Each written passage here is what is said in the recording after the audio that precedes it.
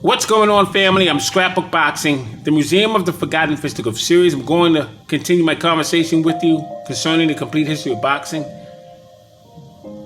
Ray Robinson would now take on Carmen Basilio.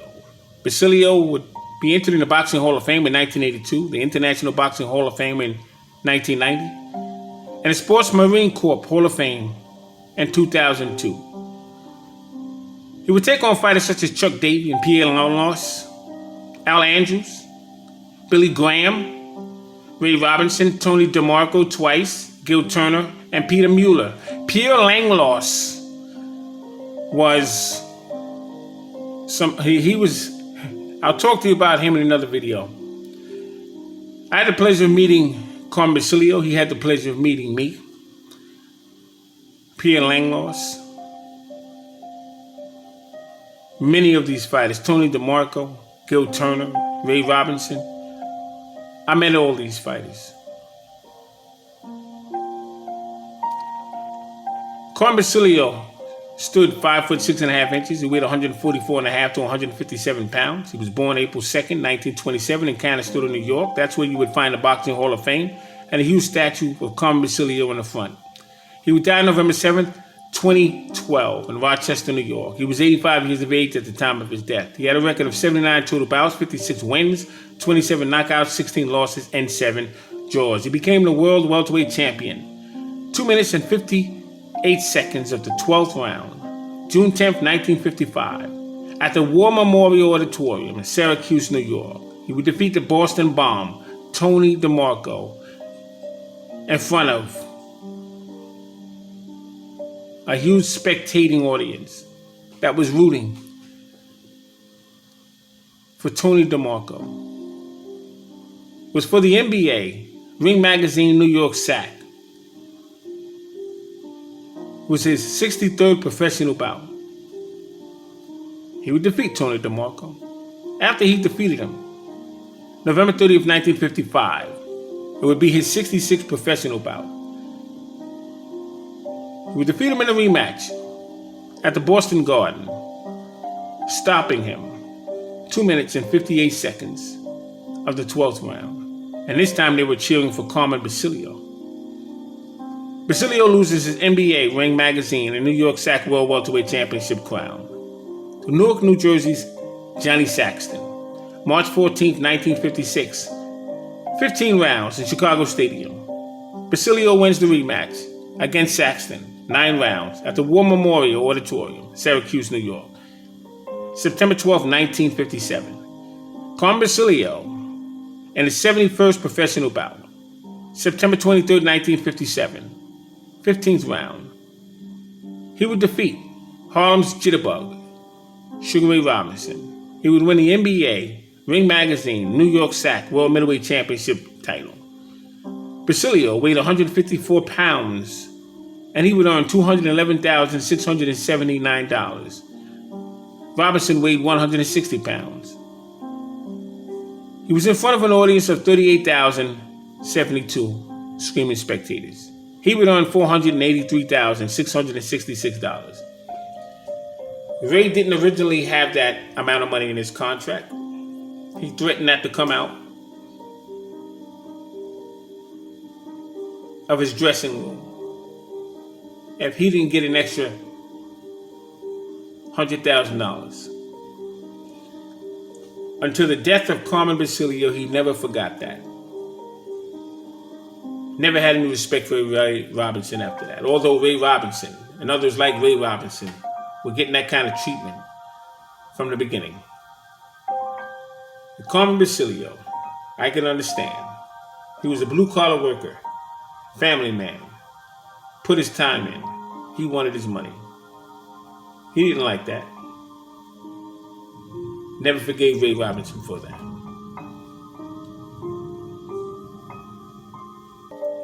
I'm going to show you a treat, show you a few pages of Ray Robinson's scrapbook. I have 5 books of Ray Robinson, 1,000 pages each book, front and back. There's nothing about Ray Robinson I don't have in those collections. I have to be blessed to say, very fortunate. Take a look at one of his scrapbooks.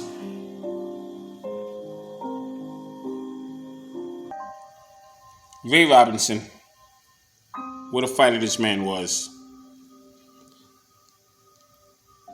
I had 2 visits to Ray Robinson, and he told me some stories that I would never forget. The story I told you about Ray Robinson carrying the gym bags of Joe Louis, the man who told me that was Ray Robinson himself.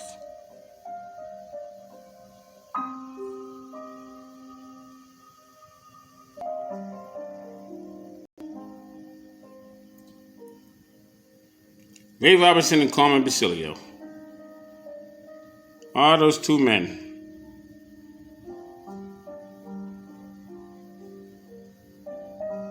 These guys were something else.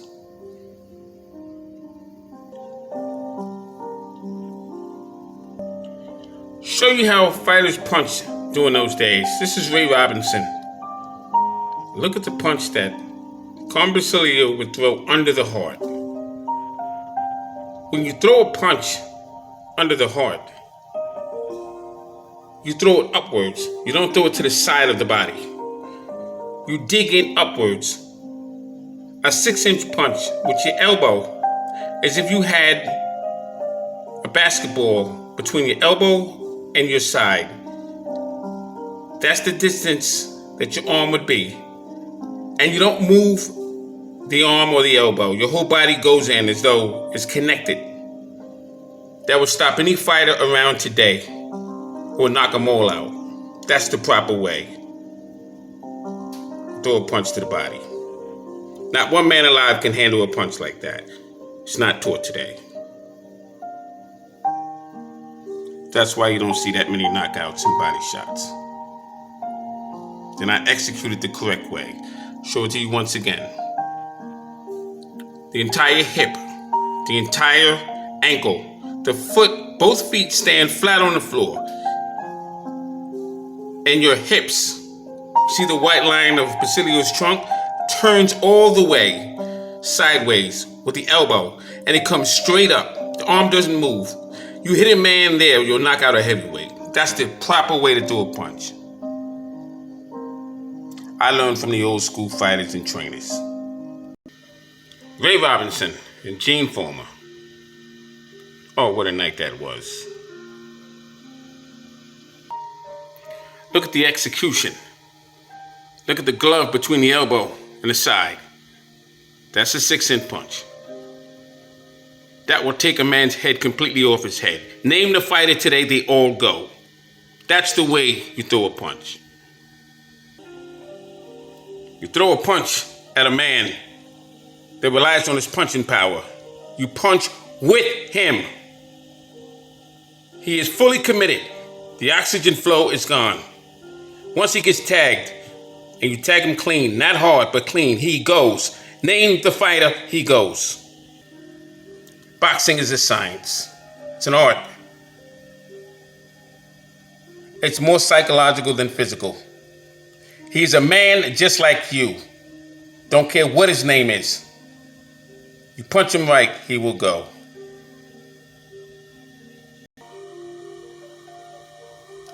Scrapbook Boxing, the Museum of the Forgotten Fisticuff series. All great fights and all great fighters would never be forgotten on my channel. This is my game. Shout out to the old school fighters. Peace.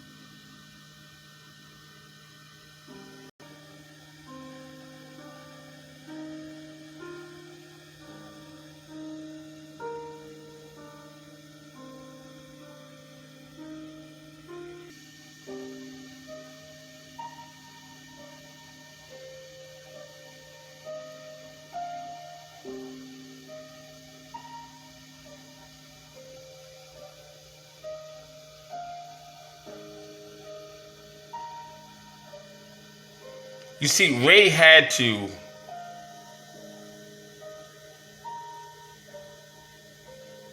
take as much money off the top as he could because the IBC was taking money from him. When he made a comeback in 1955, he had to sign with the IBC.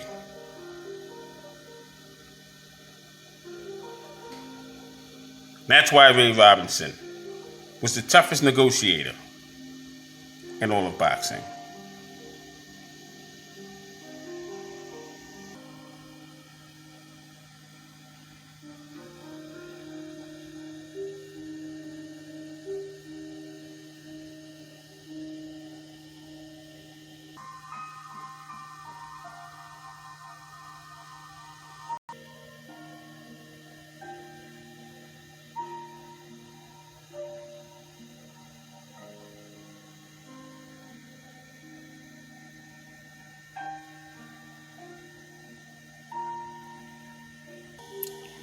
Thanks for watching.